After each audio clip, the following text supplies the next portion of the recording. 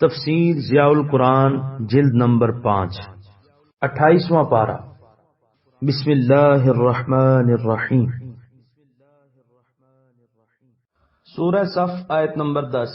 یا ایہا الذین آمنوا هل ادلکم علی تجارت تنجیکم من عذاب علیم۔ ترجمہ: اے ایمان والو، کیا میں آگاہ کروں تمہیں ایسی تجارت پر جو بچا لے تمہیں دردناک عذاب سے۔ سورہ صف آیت نمبر 10 کی تفسیر۔ دوسرے لوگ بھی تجارت کرتے ہیں، اس میں نفع بھی ہوتا ہے اور نقصان بھی۔ بسا اوقات تو سرمایہ تک برباد ہو جاتا ہے۔ اگر نفع ہو تو یہی ہوگا کہ دولت کی فراوانی اور اسباب عیش و آرام مہیا ہو جائیں گے، لیکن ایک تجارت وہ ہے جس سے اللہ تعالیٰ اپنے بندوں کو باخبر کر رہا ہے، اس میں حصہ لینے کی ترغیب دے رہا ہے، اور اس تجارت کی چند خصوصیات ہیں۔ اس میں نفع ہی نفع ہے، نقصان کا ذرا احتمال نہیں۔ اس کا نفع عارضی اور فانی نہیں بلکہ ابدی اور سرمدی ہے۔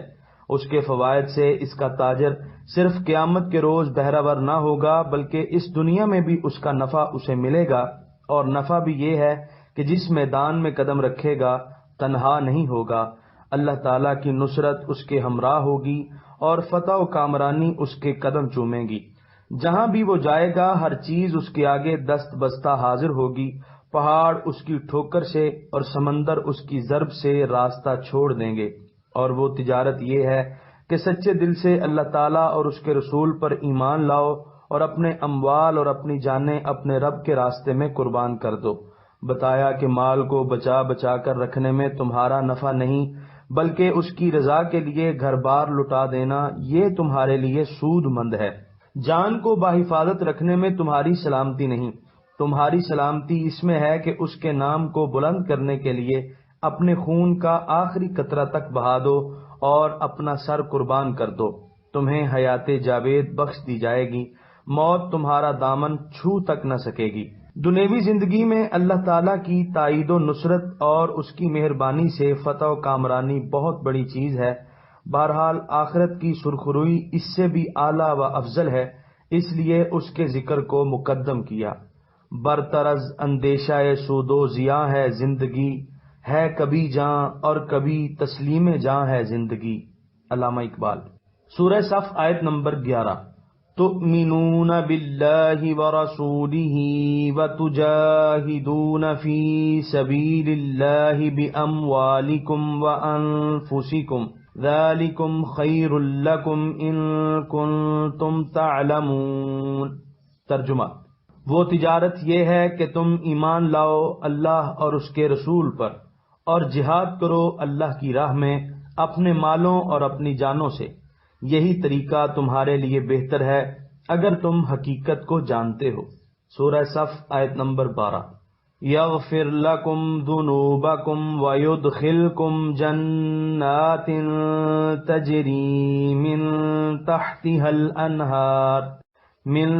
تحتها الانہار ومساکن طیبة فی جنات عدن ذالک الفوز العظیم۔ ترجمہ: اللہ تعالیٰ بخش دے گا تمہارے لیے تمہارے گناہوں کو اور داخل کرے گا تمہیں باغات میں، رواں ہیں جن کے نیچے نہریں اور پاکیزہ مکانوں میں جو سدا بہار باغوں میں ہیں، یہی بڑی کامیابی ہے۔ سورہ صف آیت نمبر 13۔ وَأُخْرَى تُحِبُّونَهَا نصر من اللہ وفتح قریب وبشر المؤمنین۔ ترجمہ: اور ایک اور چیز جو تمہیں بڑی پسند ہے وہ بھی ملے گی، یعنی اللہ کی جناب سے نصرت اور فتح جو بالکل قریب ہے، اور اے حبیب مومنوں کو یہ بشارت سنا دیجئے۔ سورہ صف آیت نمبر 14۔ یا ایہا الذین آمنوا کونوا انصار اللہ کما قال عیسی ابن مریم للحواریین من انصاری الی اللہ قال الحواریون نحن انصار اللہ فآمنت طائفة فآمنت طائفة من بني إسرائيل وكفرت طائفة فأيدنا الذين آمنوا على عدوهم فأصبحوا ظاهرين۔ ترجمہ: اے ایمان والو، اللہ کے دین کے مددگار بن جاؤ، جس طرح کہا تھا عیسیٰ بن مریم نے اپنے حواریوں سے، کون ہے میرا مددگار اللہ کی طرف بلانے میں؟ حواریوں نے جواب دیا، ہم اللہ کے دین کے مددگار ہیں۔ پس ایمان لے آیا ایک گروہ بنی اسرائیل سے اور کفر کیا دوسرے گروہ نے، پھر ہم نے مدد کی جو ایمان لائے دشمنوں کے مقابلے میں، بالآخر وہی غالب رہے۔ سورہ صف آیت نمبر 14 کی تفسیر۔ اللہ تعالیٰ کو کسی کی مدد کی ضرورت نہیں، نہ اس کا کوئی کام ہماری اعانت کا محتاج ہے۔ جو لوگ دین کی سربلندی کے لیے کوشاں رہتے ہیں، وہ گوناگوں برکات سے اپنی زندگی کو مالا مال کرتے ہیں اور محض اپنا اور اپنی آئندہ نسلوں کا بھلا کرتے ہیں، لیکن اللہ تعالیٰ کریم ہے، ان کے جذبہ اخلاص کی قدر فرماتے ہوئے ان کو انصار اللہ کے معزز لقب سے یاد فرماتا ہے۔ یہ اس کی کمال مہربانی، شان بندہ پروری اور ذرہ نوازی ہے۔ حواریون جمع ہے، اس کا واحد حواریون ہے جو حوار سے مشتق ہے۔ حوار سفیدی کو کہتے ہیں۔ دھوبی کو عربی میں حواری کہتے ہیں کیونکہ وہ میلے کپڑوں کو پاک اور اجلا کرتا ہے۔ حضرت عیسیٰ علیہ السلام کے ابتدائی شاگرد دھوبی تھے، اس لیے انہیں حواریون کہا گیا۔ بعد میں پرخلوص دوست اور باوفا ساتھی کو حواری کہا جانے لگا۔ علامہ ابن منظور لکھتے ہیں، جب سیدنا عیسیٰ علیہ السلام نے بنی اسرائیل کو من انصاری اللہ کہہ کر دعوت حق دی تو سلیم الطبع لوگ لبیک لبیک کہتے ہوئے حاضر ہوئے اور مشرف با ایمان ہوئے، لیکن بنی اسرائیل کے ہٹ دھرم اور ضدی لوگ چڑ گئے اور کفر پر آمادہ ہو گئے۔